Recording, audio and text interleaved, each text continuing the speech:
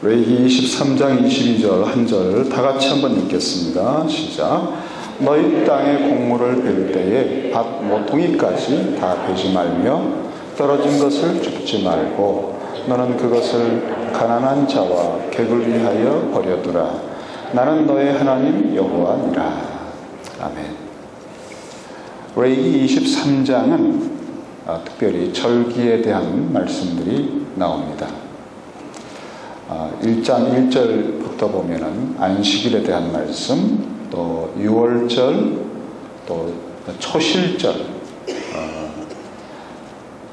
무교절도 나오고요. 초실절, 그리고 칠칠절, 그리고 오늘 이 본문 이후에도 계속 나팔절, 초막절 이렇게 절기에 대한 말씀들이 쭉 나오는데, 오늘 23장 22절은 칠칠절 절기에 대한 설명의 문맥에서 마무리되는 말씀입니다.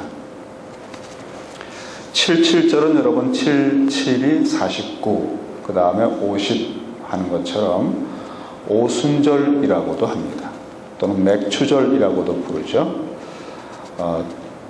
이것은 초실절로부터 7번째 안식일, 그 다음 날 50일째 되는 때라고 해서 오순절이라고 합니다. 이때는 밀을 추수하는 때입니다. 그래서 이 곡식을 초실절부터 보리를 추수를 시작해서 칠칠절 때에 밀까지 추수하면 아주 풍성한 추수를 하게 됩니다. 이런 추수의 기쁨이 아주 충만한 때에 문득 오늘 말씀이 마무리하여 우리에게 권면하는 말씀인데, 이 기쁨이 충만할 때, 곡식이 풍성할 때, 그 추수의 노래가 막 흘러넘칠 때 한 가지를 기억하라고 하는 말씀이죠. 너희 땅의 곡물을 벨 때에, 이것은 추수하면서 지금 베는 것입니다. 특별히 밀을 추수할 때 밭 모퉁이까지 다 베지 말며, 추수를 하려면 그 한 알의 참 밀도 낭비하지 않고 떨어뜨리지 않고 다 추수를 해야죠. 그런데 하나님께서 하시는 말씀을 들어보니까 밭 모퉁이까지 다 베지 말라 그랬습니다. 마치 거기까지는 손이 미치지 못하는 것처럼, 허술한 것처럼 그렇게 놔둬라. 그리고 혹시 실수로 떨어뜨리는 경우도 있죠. 떨어진 것은 줍지 말라 그랬어요. 이유가 뭔가 할 때 하나님의 마음을 여기서 엿볼 수 있는데, 너는 그것을 가난한 자와 객을 위하여 버려두라 그랬습니다. 버려두라. 이 말이 아사브라고 하는 단어를 쓰는데 포기하다 그런 뜻도 있어요. 떨어뜨린 것을 이거 떨어뜨렸네, 다시 줍는 것을 하지 말라 이거죠. 그냥 포기해버리라. 그러면 그것을 가난한 자들이, 또 땅이 없는 나그네들이, 객들이 먹는다는 거죠. 우리가 이 말씀을 하나님께서 하셨을 때는 하나님께서 이 추수의 모든 복을 주신 겁니다. 애굽이라고 하는 내 땅이 없는 곳, 노예살이 하는 곳, 마치 객과 같고 가난한 자와 같죠. 요셉이 있었을 때는 괜찮았지만 요셉을 모르는 왕이 등장한 이후에는 애굽은 노예살이를 하게 됐습니다. 인종차별을 받습니다. 참 구차하고 괴로웠습니다. 얼마나 힘들었는지 나중에는 아주 부르짖는, 정말 하나님의 은혜와 구원이 아니고는 견딜 수 없는 지경이 돼서 부르짖게 되었다 그랬죠. 그들의 부르짖는 소리가 얼마나 깊은 데서부터 처절하게 나왔는지 아브라함에게 약속했던 언약을 하나님이 하늘보좌에서 그 부르짖는 소리가 당신 귀에 들려서 심장을 진동할 때 아브라함의 자손을 내가 4대 만에 출애굽시키고 약속의 땅으로 데려가겠다 하는 언약이 기억났다는 거예요. 하나님은 약속을 하셨습니다. 하나님은 우리에게 무수한 약속을 하셨어요. 아버지로서 우리에게 일용할 양식을 주신다고 하는 것은 신실한 약속입니다. 독생자도 아끼지 않고 주셨는데 여러분에게 무엇을 아끼시겠습니까? 계산이 확실한 거 아닙니까? 그러니까 구하라 그러면 주신다는 거예요. 그게 하나님의 뜻에 합당할진데 좋은 것을 주신다는 거예요. 그러니까 우리가 기도하는 것은 하나님이 우리의 아버지, 언약을 맺은 당신의 아들이 부르짖을 때 우리가 뭔가 하나님 아버지 외에 은근히 의지하는 것이 있고 뭔가 기대가 있는 것이 있을 때는 여러분 부르짖는다고 하지만 정말 혼과함과 골수의 깊이로부터 나오는 그런 부르짖음이 안 나옵니다. 그 미우라 야코의 빙점이라고 하는 소설을 쓴 유명한 여류 소설가가 있지 않습니까? 평생을 질병을 지고 살았습니다.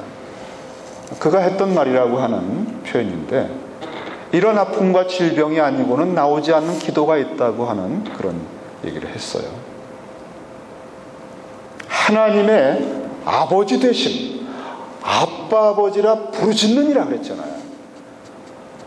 나를 빚으시고 나를 창조하시고 또 하나님을 대적하고 배반한 나에게 독생자 아들을 보내서 재창조하시는, 창세전부터 나를 택하시고 나에게 이 사랑과 은혜를 베푸시는 하나님 아버지, 아빠 아버지를 부르는 그런 예수의 이름 안에서 구하는 기도가 응답이 안 될 리가 있겠습니까? 너희는 먼저 그의 나라, 아버지의 아버지 되심의 돌보심, 그의 통치를 전심으로 의지하고 구하라. 나머지는 다 더해주시는 거다.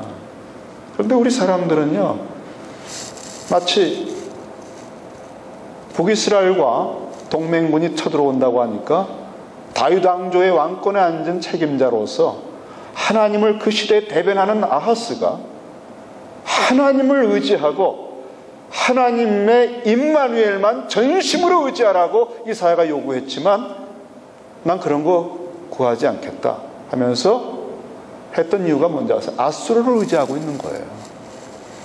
뭐가 믿는 데가 있으니까 구하지 않는 거예요. 하나님이 우리 아버지예요. 우린 흙먼지에서 빚어졌어요. 그래가지고 존귀한 자리에 주었지만 하나님을 대적했어요. 청령초물이라. 그런데도 우리를 내 대신 당신의 아들을 보내서 살려주셨어요. 하나님 아버지와 우리의 언약은 피로 맺은 언약입니다. 그래서 애굽에서 건져낼 때도 그 부르짖음을 들으시고 언약이 생각나서 당장 모세를 보내서 10가지의 재앙을 쏟아붓지 않습니까? 바로의 권세가 워낙 크니까 하나님의 이 권능, 하나님의 능력을 보여주는데 10가지 재앙을 표심팔이라고 그랬어요. 능하신 손. 이건 하나님이 생생하게 우리의 삶의 구체적인 현장에 개입한다는 그 표현입니다. 여호와의 능하신 팔을 뻗어서 9가지 재앙으로 쑥대밭을 만들고, 그리고 10번째 당신의 아들을 예표하는 유월절 양이 죽는 걸 통해서 그 흠없는 양이 죽는 것이 그 애굽이 얼마나 공의가 없고 불의한가를 입증하는 거죠. 그러니까 하나님의 무손 공의의 심판이 쏟아져서 애굽이 다 완전히 초토화되고 바로가 손을 들고 이스라엘 백성이 나오게 된 겁니다. 땅이 없고 객과 같고 가난하고 이런 비참한 이스라엘 백성을 종살이에서 건져내서 광야에서 하나님이 친히 바로의 권세 밑에서 노예살이하며 비굴하게 떡 얻어먹는 내 수고로 먹었다고 하는 그런 어리석음의 세계가 아니라, 나일강물이 아니라 반석에서 깊은 수온으로부터 나온 것 같은 아주 좋은 생수를 먹여주셨어요. 하늘에서 노예적 수고가 없는데도 은혜로 하나님 아버지가 일용할 양식을 만나러 떨어뜨려 주시면서, 내가 수고해서 먹은 애굽의 노예의 떡은 먹으면 먹을수록 혈기가 나고 두려움이 생기고 열등감이 생기지만, 값없이 아버지가 주시는 만나를 먹으면서 이 세포의 모든 체질이 다 바뀌어버렸어요. 먹으면 먹을수록 정서적으로 하나님의 은혜를 알고, 이 사고 방식과 모든 이 관점이, 은혜로 사는 거구나, 은혜도로 살 수 있구나. 그리고 그 반석에서 나온 생수를 먹으면서 나일강물을 의지하고 그게 신이다, 우상을 섬기고 하던 그런 더러운 물들이 아니라 하나님이 반석을 통해서 주시는 생수를 마시면서 모든 피가 깨끗해지고 이 몸의 세포가 완전히 환골탈태를 하는 거예요. 애굽의 노예살이할 때 있었던 근육, 핏줄, 세포가 다 사라지고 내 속에 하나님의 은혜로 키가 자라고 강해지고, 하나님이 주시는 이 원리를 깨달아서 지혜가 충족해지면서 노예들이, 그 천덕꾸리들이, 그 오합지졸들이 왕같은 존귀한 정체성의 제사장들로 내면으로부터 삶의 모든 것이 변화되기 시작했다는 거예요. 그리고는 준비가 되니까 선으로 악을 이길 수 있고 권세를 가진 것을 아시고는 이제 때가 됐구나 하고, 악이 관영한 가나안을 침멸해서 정복함으로 하나님의 공의의 심판에 참여케 하는, 하나님께서 처음에는 모세에게 건져주실 땐 막대기로 하나님이 다 하셨지만, 이제는 여호수아가 검을 통해서 하나님의 전쟁에 동참하는, 이제는 하나님의 동력자가 되는 그런 하나님의 나라의 그 땅을 주셨다는 거죠. 그리고는 하나님이 다 먹이고 입히시는구나 하는 걸 깨달았으니까 이제는 너희가 파종해라. 내가 심고 내가 거두어서 내가 먹는다, 아니에요. 이게 없었어도 하나님은 먹이고 입히시는데, 이걸 통하여 이건 다 과정이다. 재물 얻을 능을 주신 것이다. 하나님이 이른 비를 주시고 늦은 비를 주셔서 다 파종시켜 은혜로 주신 것이다. 이제는 근원을 알았습니다. 그래서 이 추수감사를 할 때는 얼마나 정성과 감사를 드리는지 몰라요. 주신 분에게 표현하는 겁니다. 이렇게 77절, 초실절 때 보리추수부터 해서 77절 때 밀추수까지 하는 이 흥겹고 좋은 날에 이들은 이 풍성한 모든 것이 넘칠 때 하나님께서 말씀하신 거예요. 잊지 말아라. 신명기에서도 몇 번을 다짐하셨어요.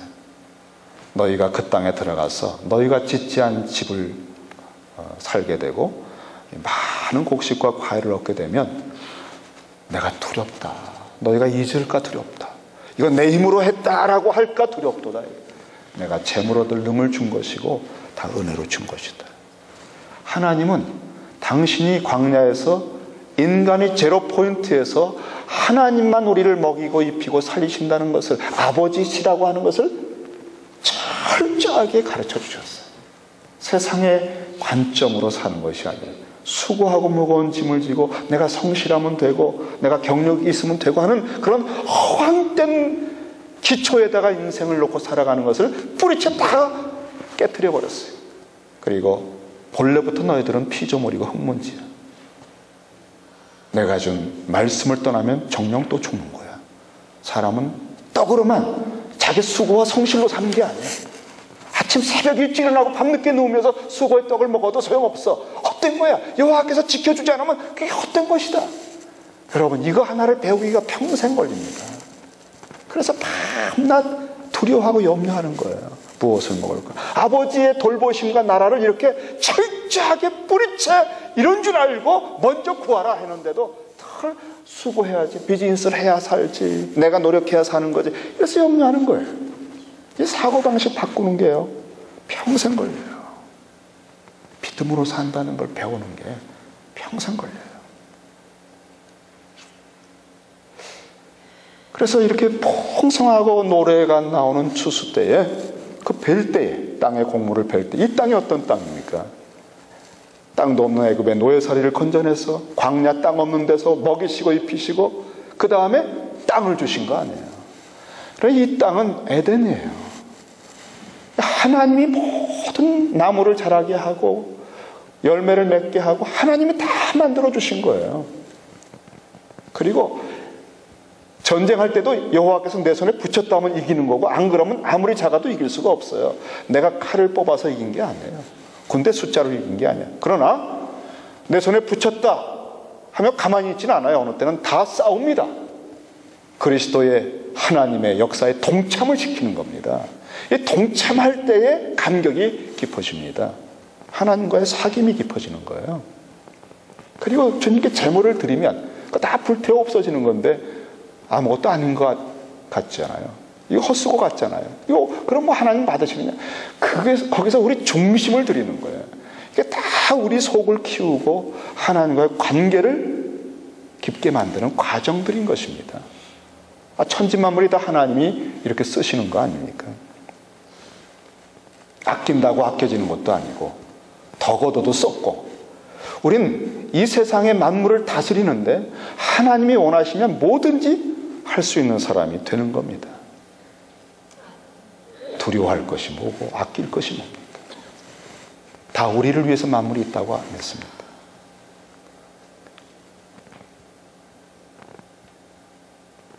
그래서 주님이 이 땅을 디디고 곡물을 벨 때에, 추수하면서 기뻐할 때 반 모퉁이까지 다 내가 했다 하지 말라는 거예요. 이 땅은 내 땅이다.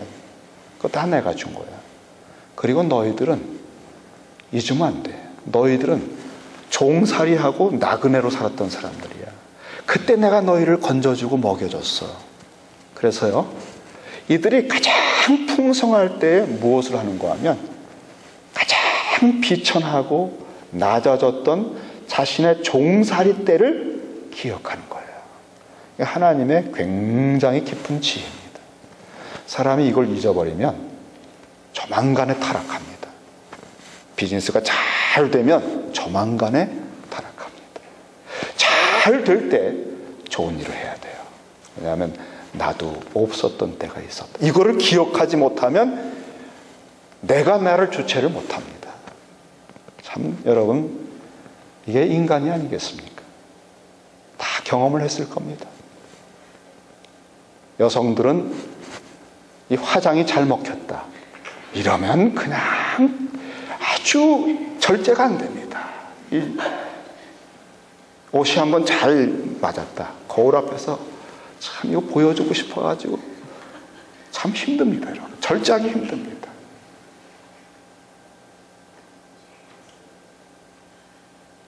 뭐 한번 좋은 일이 있어봐요. 그거 한번 자랑하고 싶어가지고 어떤 건수를 해서라도 그 얘기를 하게 됩니다. 인간이에요. 저 같은 경우는 밤낮 서는 게 강대상이라 가끔 설교가 좀 되네. 그날은 조심해야 돼요. 되는 때는 주님이 되게 해주신 건데도 좀 되네, 반응이 있네, 그러면 그 설교 끝나고 내려가서 목에 힘이 들어가요. 아주 고생합니다. 제가 사택에 들어가서요, 이 목을 이게 부드러워져야지. 얼마나 창피합니까? 그런데도 뻣뻣한 게 없어지질 않아요. 왜? 이미 어른됐어. 이게 인간입니다. 그럼 자기가 뻔히 알면서도 절제가 안 되는 거예요. 유명한, 제가 전에도 그런 이야기를 들었는데, 로이드 존스라고 하는 유명한 아주 시대적인 설교자가 있죠. 모든 좀 설교를 사모한다는 분들은 다 그분 책을 읽게 돼 있어요. 한 번은 읽게 돼 있어요. 목사와 설교라는 아주 유명한 책이 있어요. 근데 그분이 설교를 잘하는 분이기 때문에 언제나 설교를 통해 나오는 반응에서 누구보다 목에 힘줄 수 있는 분이에요. 근데 이분은요, 설교가 좀 되고 성령께서 자기를 사용해 주셨다는 걸 자각할 때, 그 교만이 되는 순간을 꺾기 위해서 뭐 하는 줄 아세요? 당장 서재로 가서 휘필드의 책을 뽑아요. 그래서 그 사람 책을 몇 페이지 읽으면 곧장 막 꺾어버려요. 여러분, 그 휘필드의 일기를, 그래서 무슨 책이길래 그렇게 사람이 순식간에 겸손해지고 꺾이나 좀 믿어지지 않아가지고, 이런 거장이 이렇게 꺾인다면 휘필드가 대단한 사람이겠다 하고 제가 그 책을 샀잖아요. 휘필드의 일기를. 그래가지고 사서 사람 다 똑같이 하고는 이 교만한 마음으로 몇 페이지를 읽지도 않아 한 페이지인가 두 페이지를 딱 읽다가 덮어버렸어요. 인간이 아니더라고요.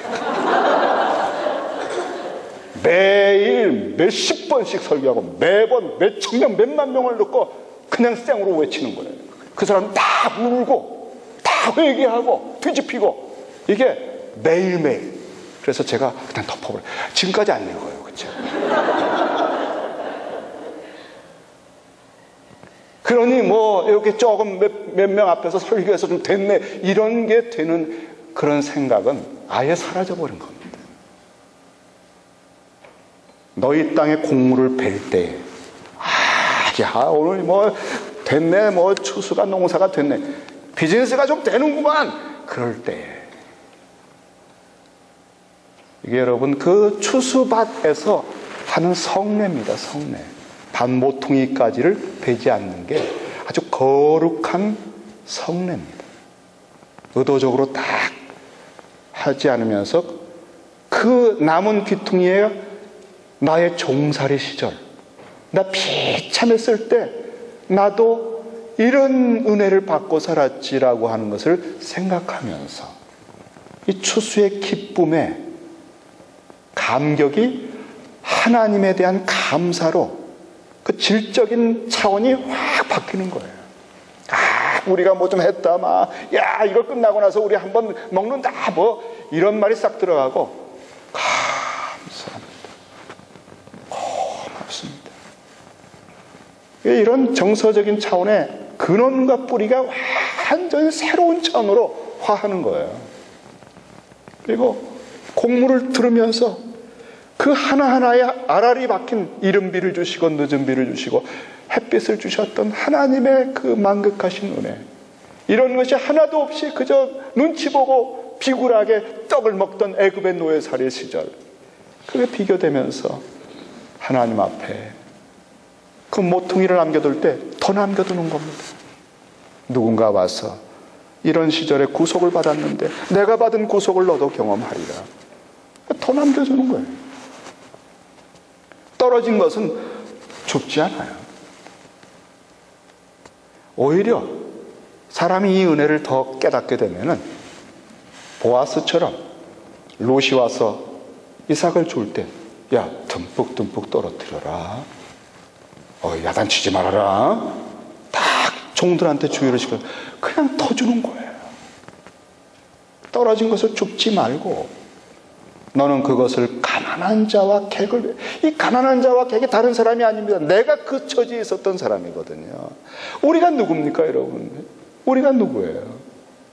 우리는 십자가에서 벌거벗겨서 영원히 정령 죽을 수밖에 없었던 철저하게 기업을 상실한, 에덴의 땅을 상실한 가난한 자였잖아요, 우리가. 그런데 우리가 이렇게 주님의 은혜로 구원을 받았어요. 우리 속에는 아무리 잘 돼도, 아무리 높아져도, 아무리 상원의원이 되고 대기업의 CEO가 되고 어떤 몇천만 몇만 명의 어떤 사역자가 돼도 항상 우리의 근원에는 영원한 깊이의 십자가가 있어야 돼요. 그거를 놓치는 순간부터 타락하는 거예요. 그때부터 이상한 짓들을 해요. 자기를 주체할 수 없어서 이상한 영상들을 보고 그냥 회의를 할 때 교만하고 하여간 목회자건 사역자건 성도건 이거는 다 똑같아요. 하는 짓이 코스가 있어요. 코스가 그 간 곁길의 코스가 한국교회도 아주 날마다 뉴스에 나오잖아요. 이것은 자기가 누구였던가 하는 것을 잊어버린 겁니다. 땅에 곡물을 벨 때 수만 명이 모였을 때, 잘 재물이 모였을 때, 내가 건강할 때, 그때일수록 그 휘필드의 책을 읽어야 돼요. 여러분은 읽지 마세요. 적용이 잘 안 될 겁니다. 근데 목사들은 읽으면 다 꺾입니다. 순식간에 겸손해집니다. 그리고 겸손해지는 게 아니라 그 책을 읽는 게 너무 괴로워요. 절망이 느껴지기 때문에 아예 안 읽게 돼요. 하나님께서 그런 분을 세우신 거는 바로 이런 말씀들을 우리가 깨달을 수 있게 하시는 것 같아요. 너는 그것을 가난한 자와 객을 위하여 버려두라. 포기하라. 학책같이 하려고 하지 마세요. 여러분의 자존심을 챙기려고 학책같이 하지 마. 어느 때는 좀 무시당하면 그냥 좀 무시당해 주세요. 아우, 사람 아주 대단해. 그런 소리 듣지 마세요. 아우, 약간 어벙해. 괜찮은 거예요, 여러분. 약간 사람이 어수룩해. 여러분, 바로 그런 게 있어야 돼요. 여러분이 저를 볼 때 항상 그런 거 느끼잖아요. 머리도 많이 빠지고, 부족한 게 많잖아요. 완벽한 사람 앞에 서면요, 재미가 없어요. 빨리 피하고 싶어요. 그런데 좀 부족함이 있는 사람 앞에 이상하게 정감이 가고, 그치, 대화가 통하는 것 같아. 왠지 나를 이해해 줄 것 같고, 뭔가 인간적인 어떤 공감대가 느껴져요. 왜? 우린 다 연약함이 있는 십자가에서 그 처절한 가난을 공유한 사람들이기 때문에, 마치 그렇지 않은 것처럼 하는 그런 사람은, 그거는 뭔가 문제가 있는 거예요. 사실이 아니거든요. 그게 가면입니다. 자기 속에 십자가를 통과해 나온 사람은요, 뭐가 뻥 뚫려 있어요. 죽었기 때문에. 이미 죽은 사람이거든요. 그런 사람을 만나야 은혜가 되지요. 피차간에. 그래야 진실한 얘기가 나오지. 꿈에 볼 가투리없도다. 저는 이 베들레헴 교회 분들이요, 그런 완벽한 사람이 아니라 정말 보아스 같은 사람 됐으면 좋겠어요. 나오미와 롯이 떼거리가 없어서 땅 기업을 잃어버려서 가난한 자가 됐고 객이 됐잖아요. 고향에 왔으나 정말 오갈 데가 없이 그저 한 끼를 얻어 먹어야 되는데, 이제는 하나님 뜻 떠나서는 살지 않기로 결심했으니까 아주 처절한 대가를 지불하고 배운 게 하나님만 경외하고 그분만 의지하고 산다. 이제는 인간적인 잔깨 부리지 않고 잔머리 굴리지 않겠다. 내가 처세술 부리지 않겠다. 그래가지고 다 잃어버린 세월이 10년인데, 그러니까 이제는 하루를 살아도 먼저 주의 나라와 의의, 하나님의 아버지 되심의 돌보심 하나만 의지하겠다. 이제 이게 제대로 온 거잖아요. 그러고서는 있는데, 살 길을 찾는데 롯이 말하는 거죠. 어머니, 저 이삭 쪽으로 갈게요. 그때 나오미가 딱 듣고는요, 이거다 그랬어요. 이삭 줍는 거야말로 바로 이 레위기 23장 22절의 율법처럼 아주 가난한 사람들, 객과 같이 땅이 없는 사람들을 위해서 이렇게 떨어뜨려주고 모퉁이를 거두지 않는 이 법이 하나님의 한없는 긍휼에 의해서 딱 법으로까지 자리 잡았단 말이에요. 하나님은 이런 분이잖아요. 우리를 그렇게 건져내셨고. 그러니까 나오미가 딱 듣다가, 맞아, 우리가 거짓말하지 않고 다른 사람 등쳐먹지 않고 속이지 않고 허세 부리지 않고도 하나님의 날개 그늘을 알아서 하나님의 말씀대로 먹고 살 길이 있었구나. 조금 구차하긴 하지만, 좀 부끄럽긴 하지만, 그런 거 다 내려놓고 겸손하기만 하면 하나님 안에서는, 그 날개 아래서는 우리가 일용할 양식을 먹을 수 있구나. 지금이 보리추수 때인데, 지금 보리추수 때인데, 밀추수 때까지 추수기인데, 하나님께서 이거는 구차한 것이 아니라 우리 같은 사람을 위해서 하나님의 입에서 나온 말씀으로 딱 정해준 게 아니냐. 이게 우리의 자리가 아니냐. 우리를 구속하시는 주님의 은혜가 아니냐 하는 걸 자각하면서 롯이 어머니 저 이삭 죽으러 갈게요 할 때 내 따라 갈지어다 그랬어요. 우리가 하나님의 뜻대로 살아가는 길을 이렇게 아주 정말 낮은 자리에서부터 시작하는 거예요. 여러분, 이것이 부끄러운 게 아니에요. 내가 어떻게 그런 일을 해요? 그러지 마세요. 저는 목회를 못하게 되면 뭘 할까 항상 떠오르는 게 배추 장사라도 해야지.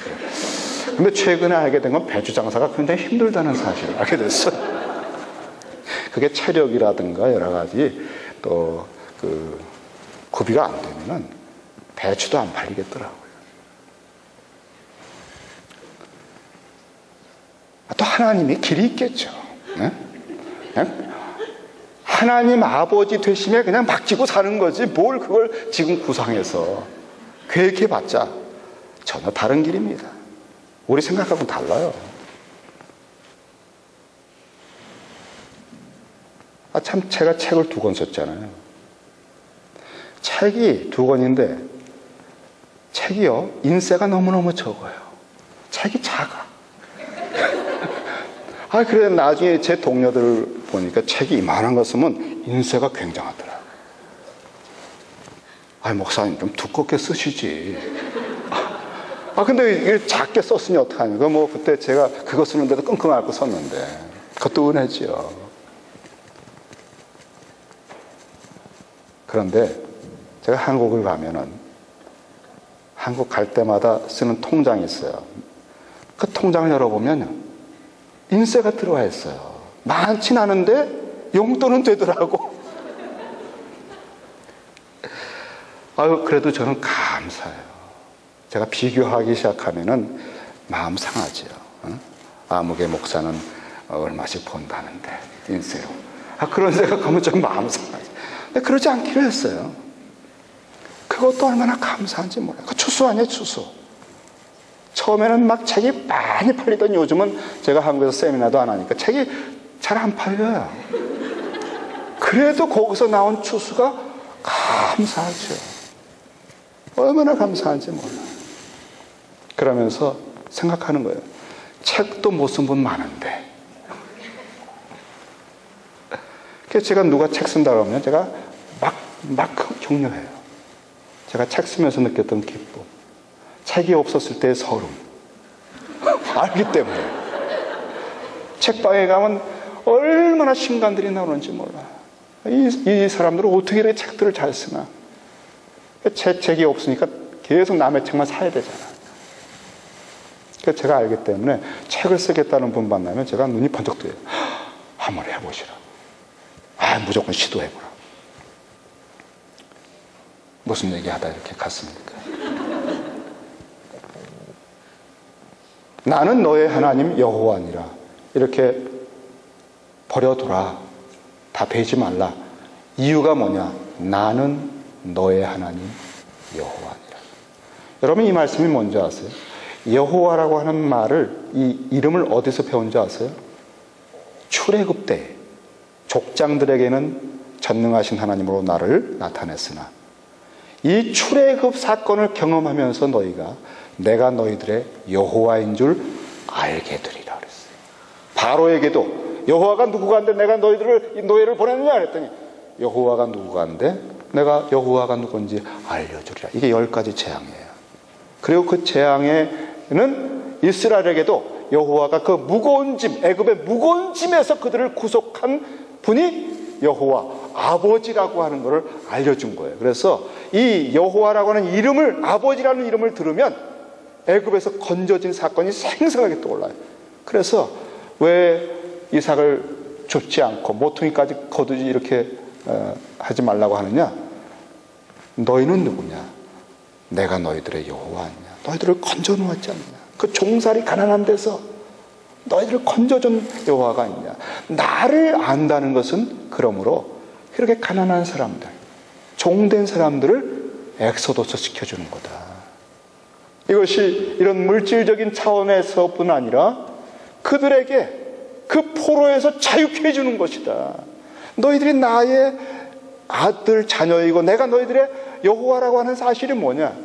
사람들을 볼 때 긍휼히 여기는 마음이 들어서 그 인생의 제로 포인트, 십자가에 죽을 수밖에 없는 영원한 진노와 저주의 정령 죽으리라 그 자리에 있는데도 그것도 모르고 그냥 허허거리고 웃고 다니고 목자 없이 그렇게 방황하는 걸 보면 내 심장처럼 긍휼히 여겨져서 그들에게 이 포로에서 자유케 해줘야지, 이들에게 양식을 줘야지, 이 가난한 사람이 자기가 가난한 것도 모르고 사는데 알려줘야지, 그러면서 친정한 떡을 주고 참된 음료를 주고자 하는 이런 긍휼이 동해서 살아가는 것이 너희가 나를 아는 것 아니냐.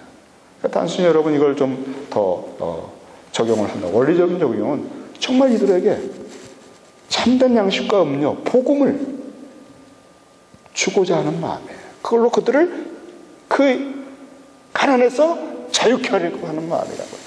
이것이 없으면 우리가 땅에 곡물을 벨 때 자기 만족으로 사는 거예요. 야, 나 하나님께 복 받았다. 아, 우리 교회 크다.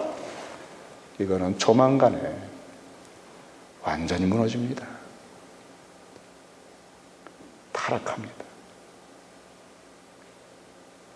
그래서 우리의 마음속에 목자 없이 헤매이는 분들, 이 가난한 사람들, 객과 같은 분들, 복음의 참된 세계를 모르고 에덴의 기업을 상실한 분들, 그 포로를 자유케 하고 눈먼 자를 자유케 하기 위해서 복음의 여지를 남겨줘야 돼요.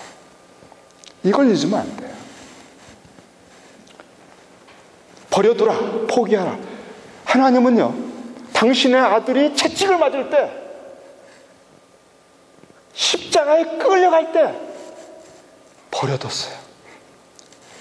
가난하고 객인 우리들을 위하여 그의 찢기는 살을 먹여주기 위해서 자식을 버려뒀어요. 그걸 챙겨주질 않았어. 떨어진 걸 챙기려고 하질 않았어. 그대로 짓밟히게 놔둔 거예요. 가져가라고. 그 살을 먹어라. 그 피를 마셔라. 하나님의 긍휼입니다. 하나님의 긍휼. 이걸 잊어버리지 말라고 이 말씀을 딱 못을 친 거예요. 마무리할 때. 그래서 우리 속에 항상 이런 삶이 솟고 있어요. 내가 누구냐? 십자가에서 죽을 수밖에 없었는데 은혜와 긍휼을 받고 그 사랑에 힘입어 살았구나. 그래서 항상 사람들을 볼 때 이렇게 그들도 자유케 해줘야지, 저들에게도 양식을 줘야지, 이 마음을 잃어버리는 순간 우리는 변질된 겁니다. 아무리 풍성한 추수가, 아무리 많은 사람들이 부흥하고 뭐 했다고 해도 이걸 잊어버리는 순간 우리는 타락합니다. 쓰러집니다. 섰는 줄 아는 순간 넘어지는 거예요. 참, 이 말씀이 사소한 것 같아도 이 말씀 속에서 이스라엘이 살았어요. 이 나오미와 룻이요, 가난한 사람이고 객처럼 됐잖아요. 그런데 이들이 돌아와서 이 율법을 의지하고 이 율법 하나를 딱 붙들고 그 구차하지만 이 율법에 하루 생존을 걸고 이 하나님의 입에서 나온 말씀, 누군가 버려둘 거야, 누군가 모퉁이까지는 거두지 않을 거야, 이 추수 때 우리가 젖을 이삭이 있을 거야, 이 말씀 하나를 붙들고 생존하기 위해서 나선 거예요. 너 가거라, 가봐, 그래 가봐.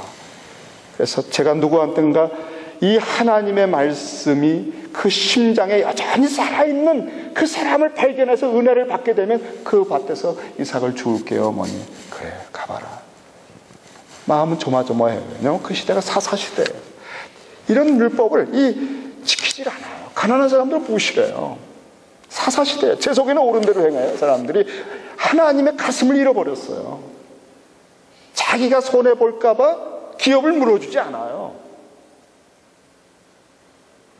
그러니까 배후에서 나오면은 이제는 험악한 세월이지만 하나님 뜻대로 살려고 하는데, 누군가 아직은 하나님의 가슴이, 그 구원자이신 고엘이신 하나님의 가슴이 있지 않을까 하는 마음으로, 아버지, 이제는 아버지 뜻대로만 하겠습니다. 아버지 원하시는 대로만 하겠습니다. 먼저 주님의 돌보심과 나라만 구하겠습니다. 도와주세요. 제 며느리 도와주세요. 험악한 사람 만나지 않게 해주세요. 그래도 일말에 하나님 말씀을 가진 은혜가 있는 사람이 어디 있을 텐데 인도해 주세요. 아마 배후에서 많이 기도했을 거라고요. 여러분, 우리가 사는 게 힘들잖아요. 세상에 지금 경제가 지금 얼마나 무너지고 지금 어렵습니까? 아유, 참 은행하는 분들 만나봐도 그렇고 너무너무 힘들대요, 지금 상황이. 그러니까 참 남편이 밖에 나가서 일한다. 뭐 미국이니까 또 우리 자매들도 일하시죠. 기도해 줘야 돼요. 참 얼마나 여러분 힘들게 하겠어요.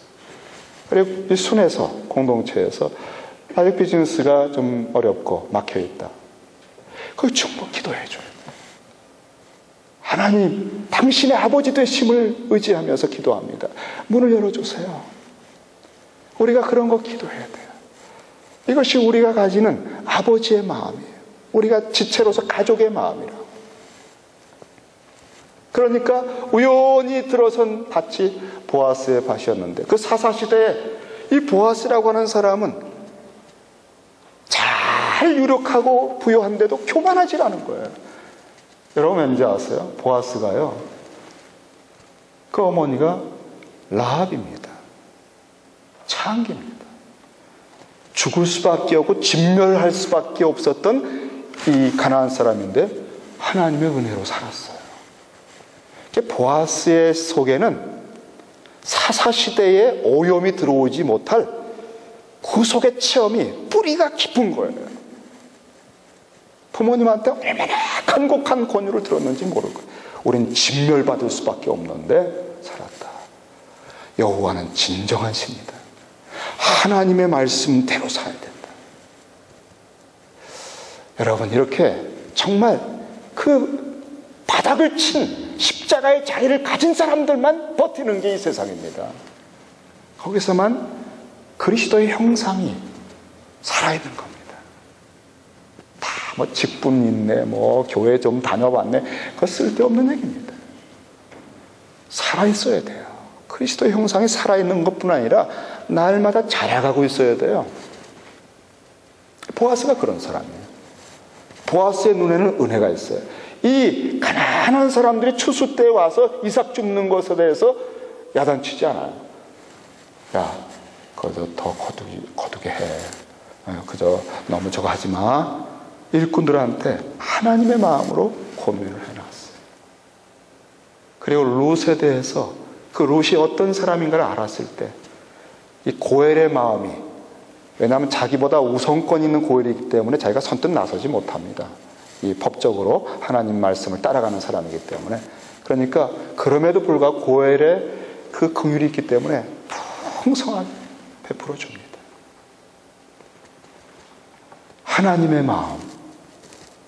고엘, 가알이라고 하는 구속이란 말, 애굽에서 출애굽시킬 때 처음으로 구속이란 말이 나와요. 그래서 구속자 아버지 여호와가 고엘이에요.